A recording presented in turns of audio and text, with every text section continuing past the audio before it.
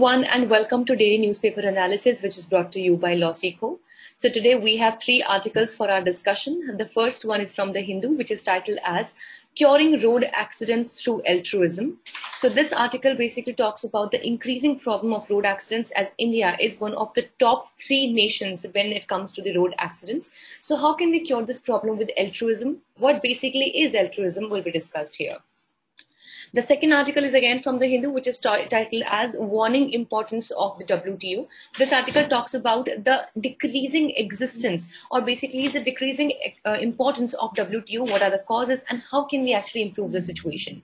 And the third article is from the Indian Express, which talks about the sub-judice view in light of Lakhimpur Kheri. So I hope that all of us have come across this unfortunate incident that has recently taken place in Lakhimpur Kheri, wherein an SUV ran over the people who were protesting on the roads. So what has the court to say about it, we will be discussing here. This newspaper analysis is presented by me. My name is Sheva Khan. I am a BA LLB law graduate and I had completed my law degree from Uttaranchal University in the year 2019. I was the batch gold medalist and I also have been a national debater as well as a public speaker. Here at LawSeco, I'm working as the current affairs expert and I'm also managing the current affairs vertical. If you wish to connect with me, you can find me on my Twitter as well as LinkedIn handles. The links to both are available in the description box below. Let's see what is the multiple choice question from yesterday's discussion. Foreigners Act 1946 exclusively deals with, your options are illegal immigrants, PIO card holders, NRIs, or both A and B. You can put down your answer in the comment section below. Let's see what is the descriptive question for the day. Discuss the various reasons for the higher number of road accidents and fatalities in India. Also suggest the possible solutions. So let's quickly start a discussion for the first article of the day, which talks about curing road accidents through altruism. For this, first of all, we need to understand that what is the meaning of altruism. This is a feeling of, care towards others when we have, when we care more for others as compared to even our own selves. So that is the passion of care that we have it. And that is the feeling that we are talking about here. So it says that we can actually cure the problems of road accidents through the passion of caring for others. So recently, the Ministry of Road Transport and Highways has decided to reward the Good Samaritans who help in road accidents. Basically, the Good Samaritans are the people who come out as a hero and they help the people who have faced accidents on the roads. So it will actually be, it has decided to reward such people so that the people feel incentivized to basically help the people who are on road accidents or who have been hit by the road accidents. So the road accidents have been a major death toll. On 16th February, 51 passengers died due to a bus falling into a canal in Madhya Pradesh. So let's see that how can we actually prevent the road accident fatalities by altruism. So the Motor Vehicles Act recognizes Good Samaritans as someone who anonymously and voluntarily help with no expectations. Now this definitely is a beautiful thing when it comes to a person who is, struck in a road accident, completely helpless and even not physically capable to help oneself. In such a situation, just imagine that whenever a person comes up to the front and helps the person who has been hit by any kind of, who has been crashed into a road accident, so that person definitely seems out to be like an angel. And that is why even the Motor Vehicles Act, it recognizes the good Samaritans, the good people, the helping hands who actually come forward and anonymously, voluntarily and without any expectations, they come and help the people on the road. So the fear of legal authorities and subsequent harassment keeps altruism at bay. So this, each one of us knows that many times people think that if at all they go and help someone out in case of a road accident, so the police, the people, the authorities, they might think that this person who is acting so-called, to help the person is the one who actually caused the accident. Due to this, what happens is that they are disincentivized and they do not want to help even though, they could have helped. In such a situation, it is important that now the people know that it is very much important to help out in the situation because it could save someone's life. So the ministry wishes to overcome this obstacle by rewarding them and has urged the state to take necessary measures. Now let's see that what can be the steps that can be taken for the prevention of the road accidents. First of all is the enforcement needs to be dealt with zero tolerance. Now this is very, very, very important that in India, specifically the road rules, basically the traffic rules are the ones which are worst, followed. So that is why we need to make sure that zero tolerance is actually made in case of the any kind of violation of the traffic rules. And the road signs and standards need to be made more scientific. They should be more logical. The construction of the roads should be in such a way. If at all any one of you has visited Chandigarh, then you must see that the four ways in Chandigarh over there, basically the crossways over there, they are very smartly designed, and that is why it actually helps the traffic to move not only in a smoother way but also to avoid accidents as well. So the lethargic attitude of the state police needs to be worked on in times of emergencies. And that is why the regional transport bureaucracies need a robust makeover to handle things with more efficacy whenever there is time. So if you go by the numbers, here are some statistics that were available in the article itself. So 1,51,113 people were killed and 5,41,000 approximately people were injured in 2019 alone just due to road accidents. So can you see that what gravity of road accident issue do we have in the country? Also, India tops in the road fatality list with 415 deaths every day due to road accidents. So this is actually something we should be very much concerned about. Then we have some other challenges also that are going on side by side, like the new Motor Vehicles Act is also not followed by states because the act ignores the poor. So this also, is a thing because yes, of course, the fines have been, increased to up to 10 times, but still the basic problem, that has not been addressed. Like, for example, if there is a poor person, right now, he, cannot really afford maybe in the current given situation to buy a helmet of 1,000 rupees, how will he be able to pay the fine for 10,000 rupees? So, that is something that we should have considered, and maybe some resources could have been made available by the state in the first place. And then if they're not being used, maybe the people could have been fined or something like that could have been done. Next, the ambulances need to be posted every 10 kilometers, which is not happening currently, due to which many times, even after the call is made on the right time, the ambulances are not, they do not reach at the place of need on the right time, due to which many people lose out on their lives. Public discourse is another way of reducing road accidents. The people should be talked about. The people should understand that it is important not only to be careful towards their own life and safety, but also towards the people other than them who are there on the road, driving, walking, or being just present on the road. Then finally, the road infrastructure needs to be massively improved. The roads should be in good condition. There should be proper lights, traffic lights. Then there should be proper street lamps as well, so that there is proper visibility and clarity on the roads. Let's discuss the second article for the day, which talks about warning importance of WTO. So the World Trade Organization, which is a global trade body, is facing a serious existential crisis. So the upcoming WTO ministerial meetings, which is scheduled for the next month in Geneva. So definitely we will be discussing on these lines. And now the problem with the WTO, specifically if we talk about the appellate body of the WTO, that is of the dispute resolving mechanism. So that has been under an existential crisis since about last 2 years. Since the time almost when the US-China trade war had actually begun. So let's see that how is the World Trade Organization being crippled with a lot of challenges. So the first lead says that the most important body in the WTO for traders is the appellate body, which that I just mentioned. So it is WTO's dispute settlement mechanism, which has now come to a halt with rising vacancies. Let's understand that why is this happening. So basically, United States of America is one of the largest funders of the WTO as well.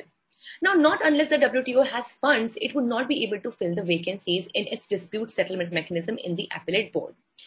Now, the USA is knowingly, we might safely say so, that it is knowingly not providing these fundings to the WTO because the case for the USA-China trade war is still pending and it has to go to the appellate board, and USA understands that there might come some sanctions on US as well for the kind of unprofessional behavior it showed towards the goods coming from China in the the US-China trade war.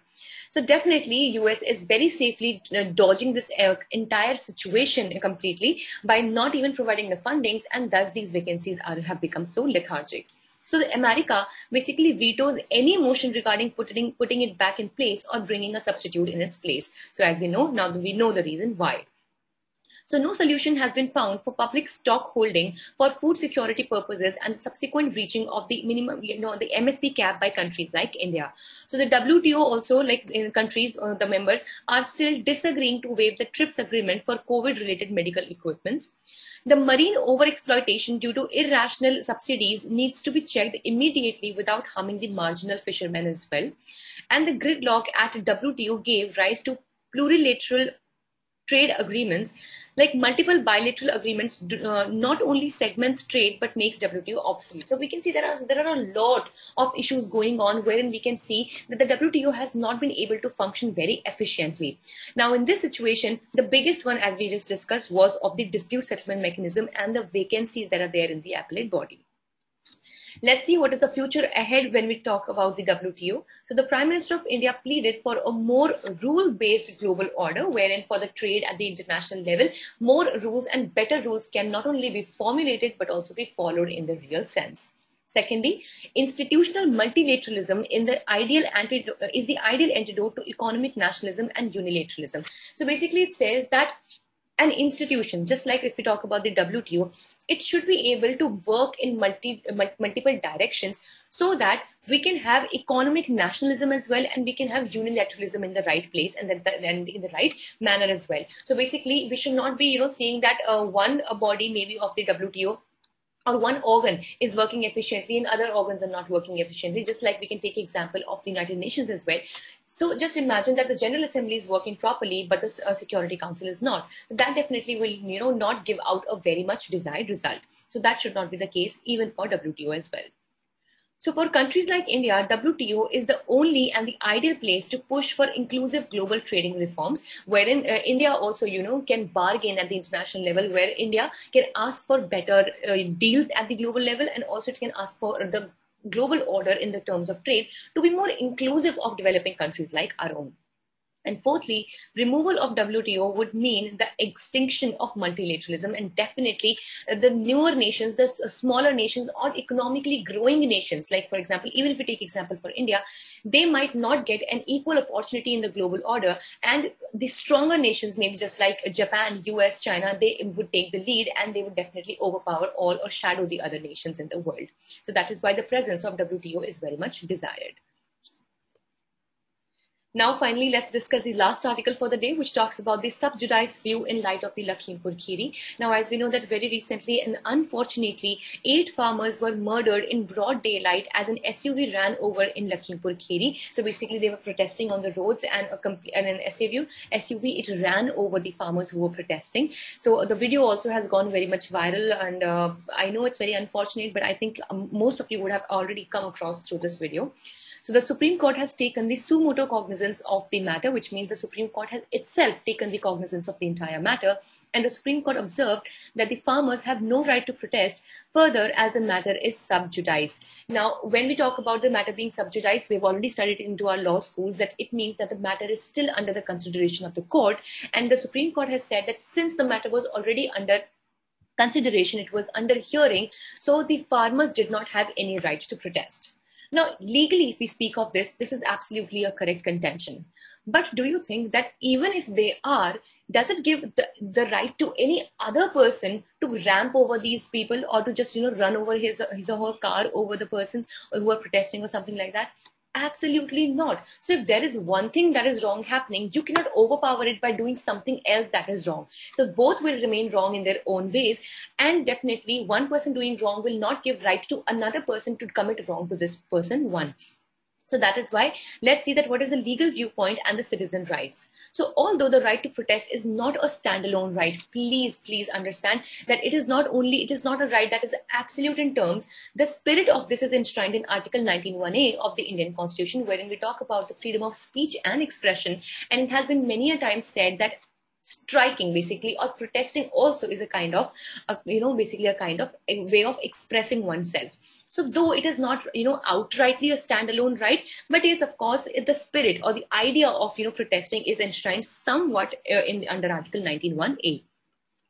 So if the court's arguments is to be honored, then the public sphere would fall lifeless. So yes, of course, if we think that the Supreme Court has given a very right contention about this, that the farmers have no right to protest and whatsoever. Now in this situation, the public sphere, it would fall lifeless as to the public, the people in a country as large as India, the protesting, striking, or sitting on the roads for bringing out their contentions, to bring out their ideas, or to bring out their disagreement with the government is a very common thing. And specifically, if it is being done peacefully, then it is not really harming anyone. If we take example, India has actually gained its independence through various protests and marches itself. So in this situation, if at all we say that absolutely no matter what, you are not allowed to protest or you cannot go on for a strike or something like that, that would actually in a way cripple our way to express ourselves, to put forward a disagreement towards the policies of the government or whatever the case may be. So Articles 19, 21 and 32 helps the citizens against a transgressing state. So of course, Article 19 is a freedom of speech and expression and various other right to freedom. Then we have Article 21, that is right to life or personal liberty. And Article 32, of course, we have the constitutional remedies wherein we can approach the Supreme Court directly in case of fundamental rights are violated. So in the case of Ram Leela Maidan incident versus Home Secretary Union of India, the court had observed that the people have a right to raise voices against decisions and actions against the government, and the government must encourage such rights so that the government should understand and it comes to know that the people are in disagreement with whatever policies it is making. The Supreme Court has also suspended the implementation of the new farm laws and is looking into the matter through the committee. The committee report has been submitted, but the Supreme Court has yet not taken the cognizance of the same. The Supreme Court is also to decide on abrogation of Article 370 and constitutionality of the electoral bonds. And basically, there are a lot of things that are of major concern that are still pending at the end of the Supreme Court. So the legal squabble needs to be raised after keeping the sensitivity of the matter, which means that we need to fight on a legal battleground so that we have to understand the sensitivity of the matter and make sure that the people do not lose their trust in the law and as well as the judicial system of the country. So that was all for the day. We hope it was a good session for you all. Thank you so much for staying tuned with LawSikho. Also, please do not forget to catch the podcast discussion of the very same analysis on Spotify, Google, Anchor, as well as Apple Podcast. If you wish to download the PDF of today's slides, you can join our Telegram channel. The link is there in the description box below, or you can scan the QR code that you can see on your screens right now. Also, for other crisp and exam-oriented content, do not forget to follow us on our official Instagram channels for LawSikho Judiciary, CLAT Prep, UGC Net, as well as LawSikho Finance Law Exams. Thank you so much.